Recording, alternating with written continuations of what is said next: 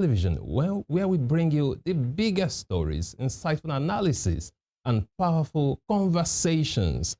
If it matters, then you are getting to hear it first from us, right here on Western Spring Television. And that's what we do here every day, from Monday to Friday. My name is Emeka Daniel. Thank you for joining us once again.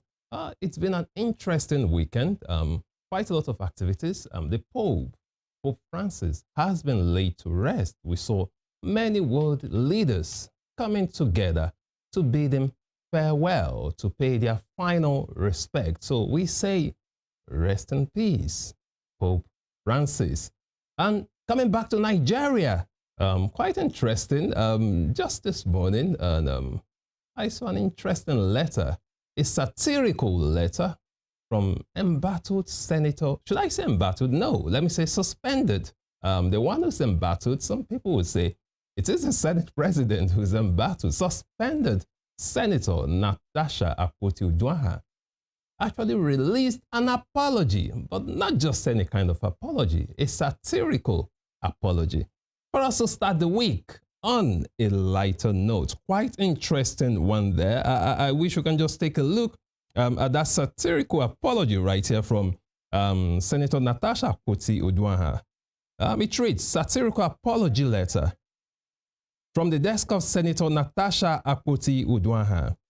Dear distinguished Senate President Godswill Akpabio, it is with the deepest sarcasm and utmost theatrical regrets that I tender this apology for the grievous crime of possessing dignity and self-respect in your most exalted presence.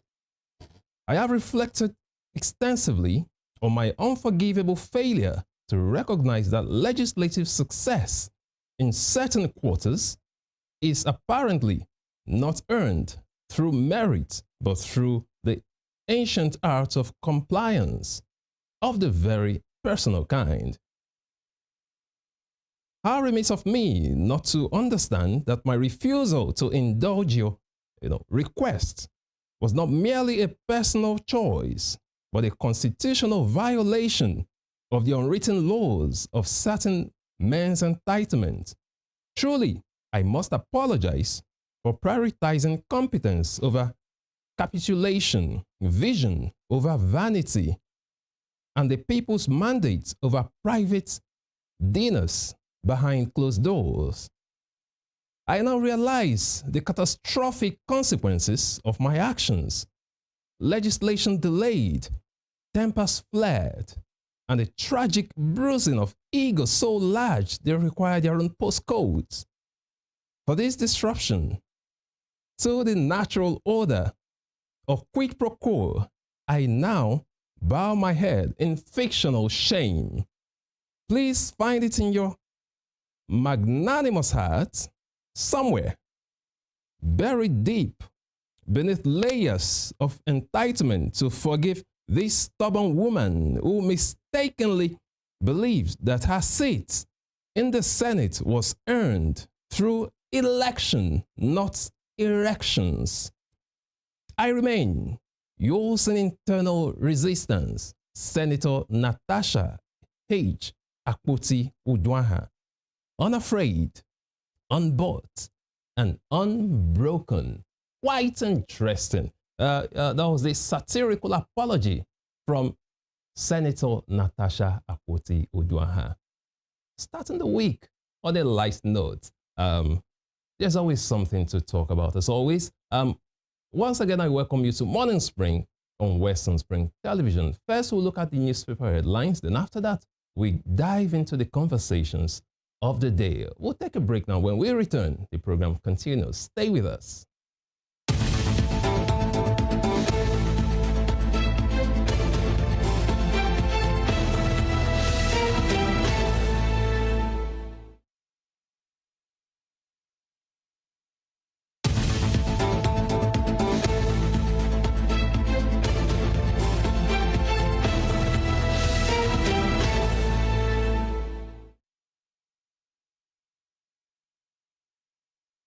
Thank you for staying with us. The newspapers are in, and we'll take a look at the stories making the headlines today, 28th day of April, 2025.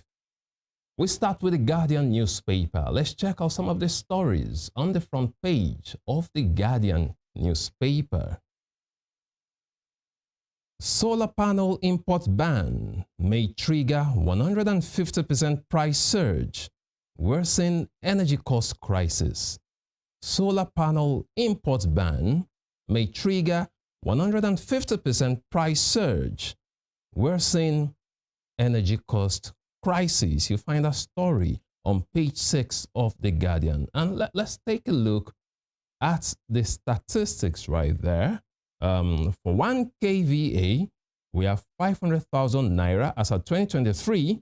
Then for that same 1 kVA, we have 1.2 million naira 2024. Look at the price increase from 2023 to 2024. We have a 700,000 naira price increase for 1 kVA solar panel. And also for average home, for 5 kVA, we have 6 million naira cost of installation. Now we're talking about installation cost. For average home, we have 5 kVA for 6 million naira.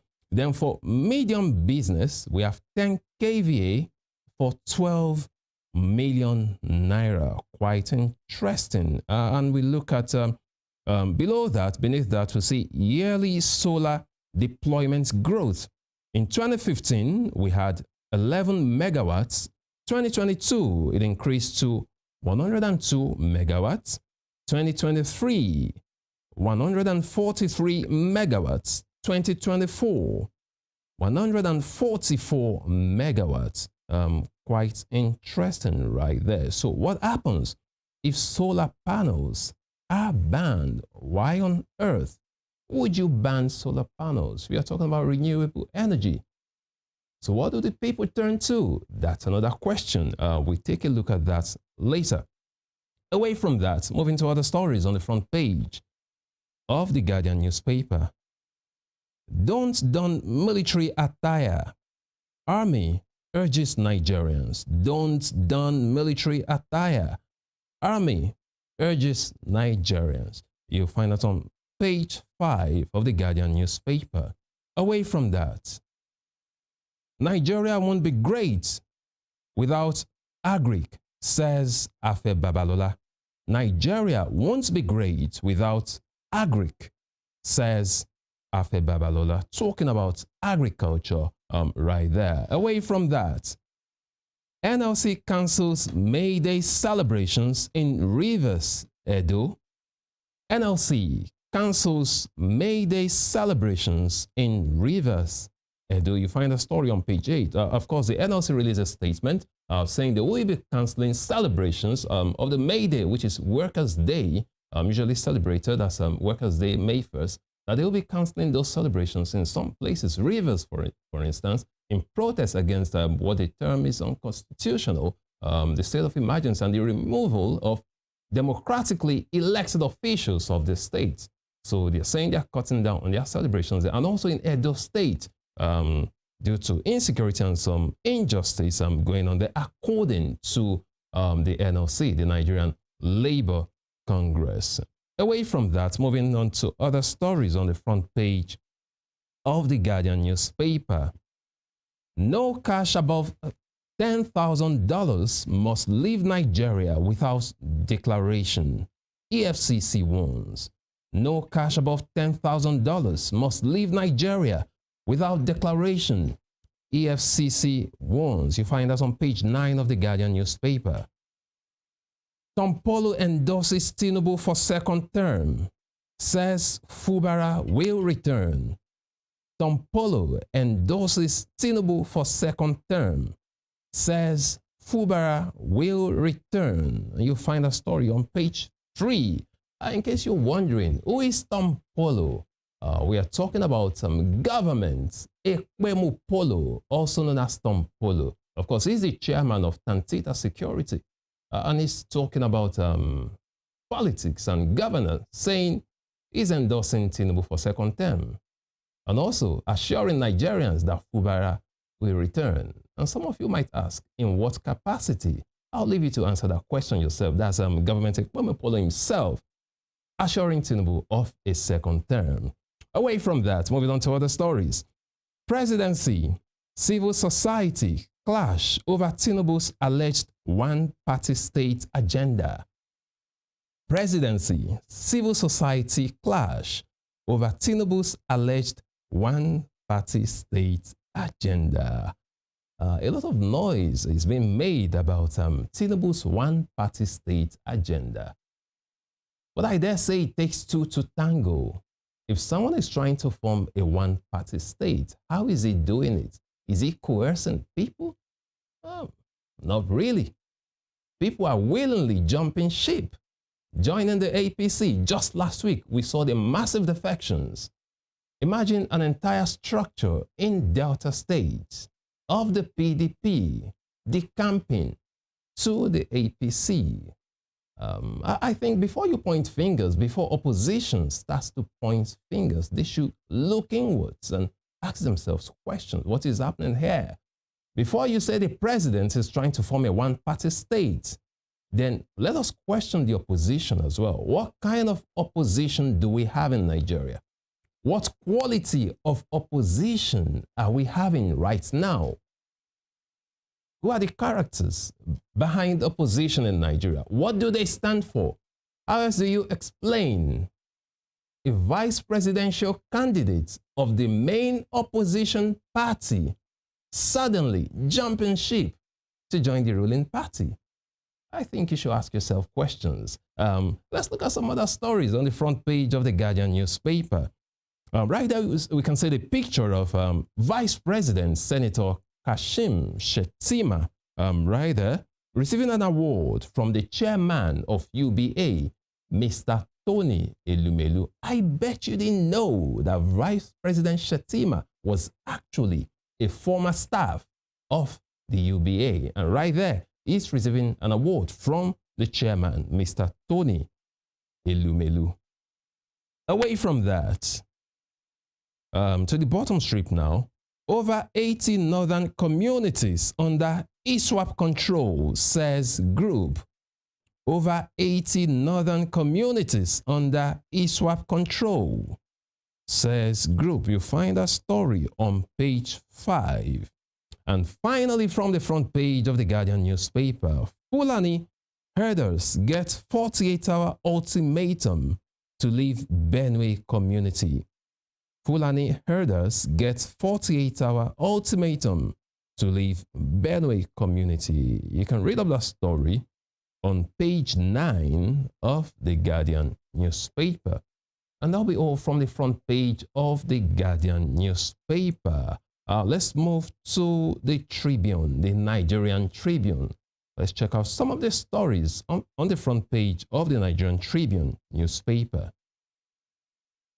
Tinubu's government making efforts to dismantle democratic foundations.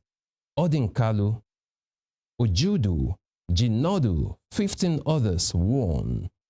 Tinubu's government making efforts to dismantle democratic foundations. Odinkalu, Ojudu, Jinodu, 15 others warn, with riders warn against country's march towards one-party state.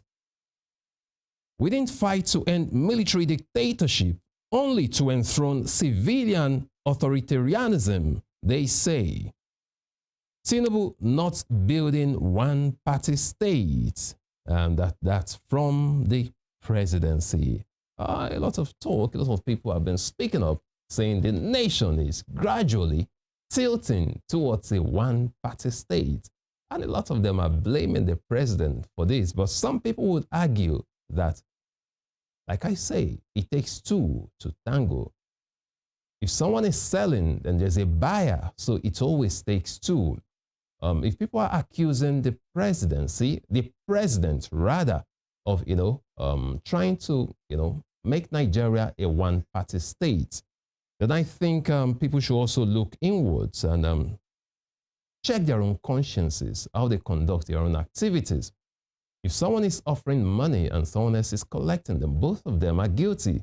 Let's look at bribery, for instance. Both the giver and the taker are both guilty, are equally guilty in the eye of the law. So it's not a one-sided thing. So I think we should take a good look at that. The nature of opposition, the quality of opposition we have in Nigeria is quite worrisome. Well, we have a lot of people, even governors in the opposition party, I mean, scheming, trying to join the ruling party just so they can have a smooth sail. Quite unfortunate, but that's the reality anyway. And we stick to the facts right here. Away from that, moving to the top strip of the Nigerian Tribune newspaper. Nigeria targets single-digit inflation, job creation amid global uncertainty. That's according to the finance minister and coordinating minister of the economy, Wale Edun. Nigeria targets single-digit inflation, job creation amid global uncertainty. Well, that's a nice speech. But again, some Nigerians will ask, Mr. Edun, how exactly do you intend to do this? We need to see the roadmap. Because the reality is quite different. What Nigerians are seeing is quite different. I've said it before. It's not about the statistics released by the National Bureau of Statistics. No. People want to see how it affects them, how these figures affect them. If you want to bring down inflation, how exactly do you intend to do that? You want to create jobs? We've been hearing this over and over again. Will we create jobs? The question is how? When? What is the roadmap? What exactly are you doing? Until the average Nigerian can say, oh, the economy is getting better. Things are getting better. Whatever you report, whatever figures report, don't really matter. Until it trickles down to the ordinary citizen on the street, that is when we can say truly the economy is improving. Away from that, Nasima, OPS, worry over World Bank's 50% poverty projection for 2027. Nasima, OPS, worry over World Bank's 50% poverty projection for 2027, with a rider offers short-term measures to reverse trend. You will recall that the World Bank released, some reports during their ongoing spring meetings at Washington, D.C. with the International Monetary Fund, saying that poverty will actually increase in Nigeria. They are projecting a 3.6% rise in poverty in Nigeria through 5 years, and of course, through 2027. So people are speaking up, people are worried, and they have their reasons as well why they think poverty will increase in Nigeria. And they gave two major reasons: resource dependence and national fragility. Those were their key points to say that regardless of the oil resources we have in Nigeria, poverty will still rise in the next 5 years. That's quite unfortunate. Let's see what we do about that. They say to be forewarned is to be forearmed. If we look at the biblical case, when someone had a dream that they'll be farming in the land, it gave them enough time to plan. So we actually have time as a nation to plan. Since we've seen it already, that this is the trend, then what exactly are we doing about it? Away from that, moving on to other stories on the front page of the Nigerian Tribune newspaper this morning. Fitch upgrades Lagos, Oyo, Kaduna, Kogi to stable. Fitch upgrades Lagos, Oyo, Kaduna, Kogi to stable.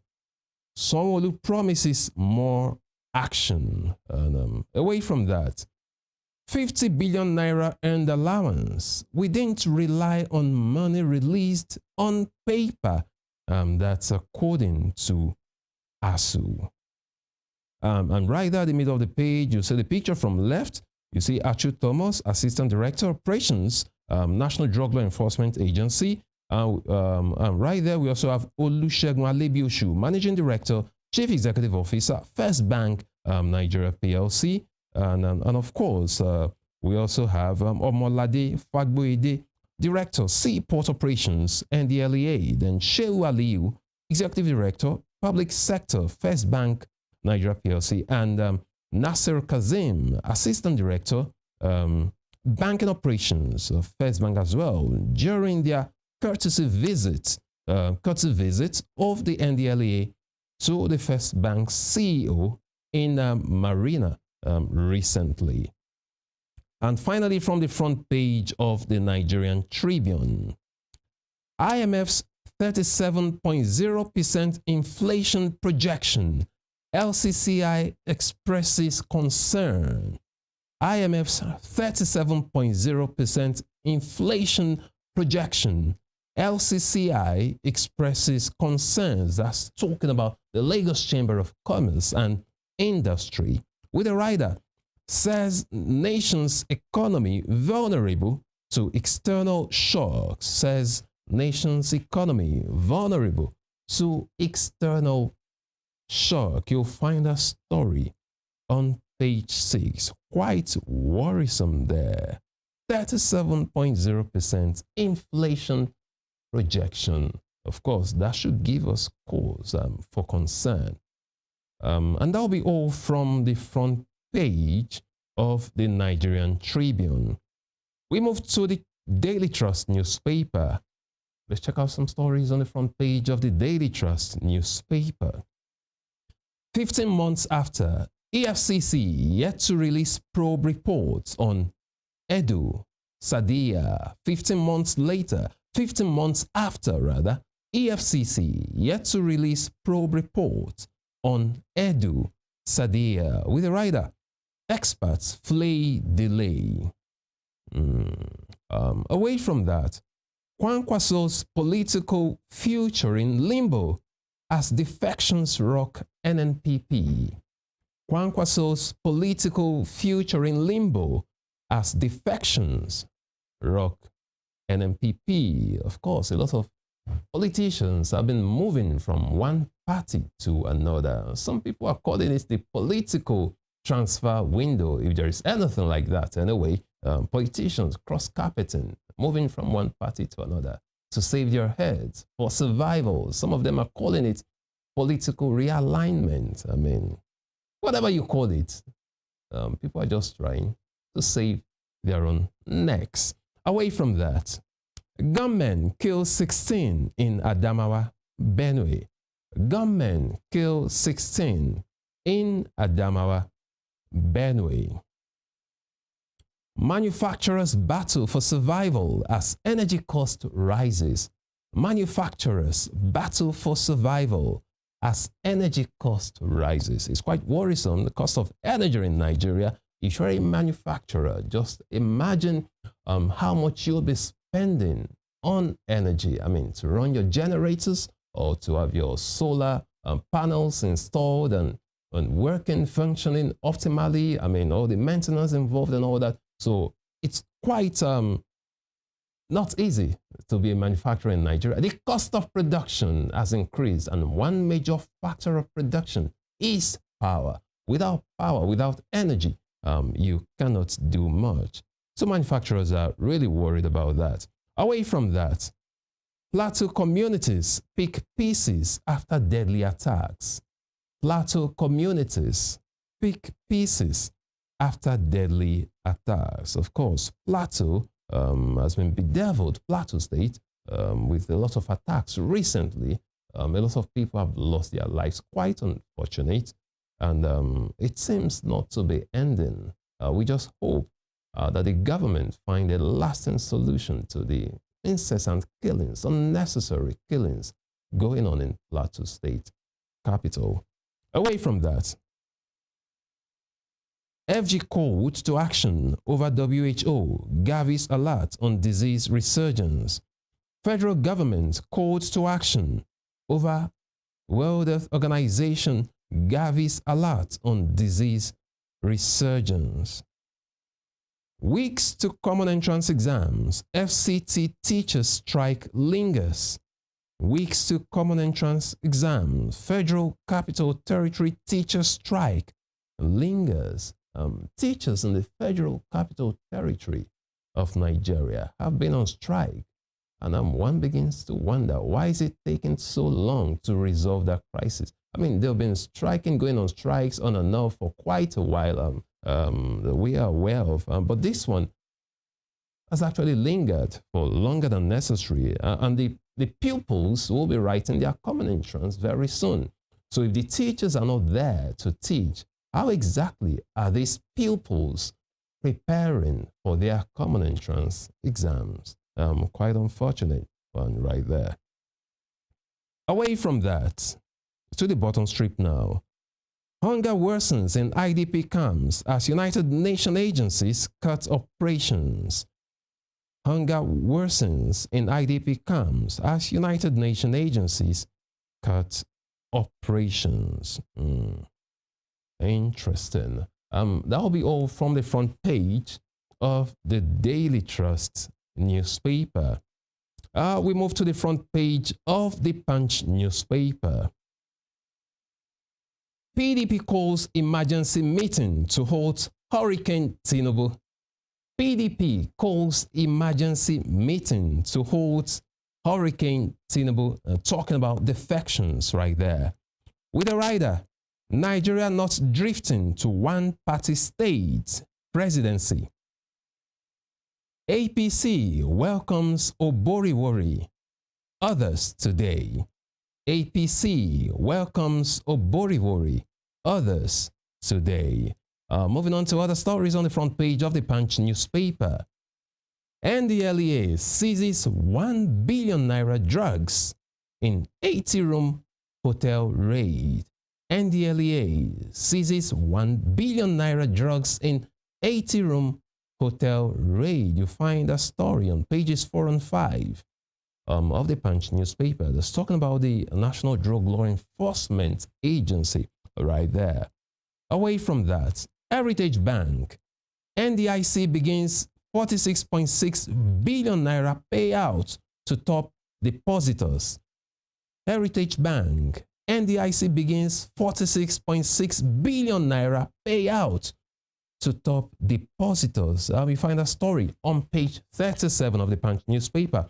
I think this is quite interesting because when Heritage Bank went down, a lot of people came out to say, hey, they've lost their funds. And some people would say, then what is the function of the NDIC? That's the National Deposit Insurance Commission. They are supposed to protect the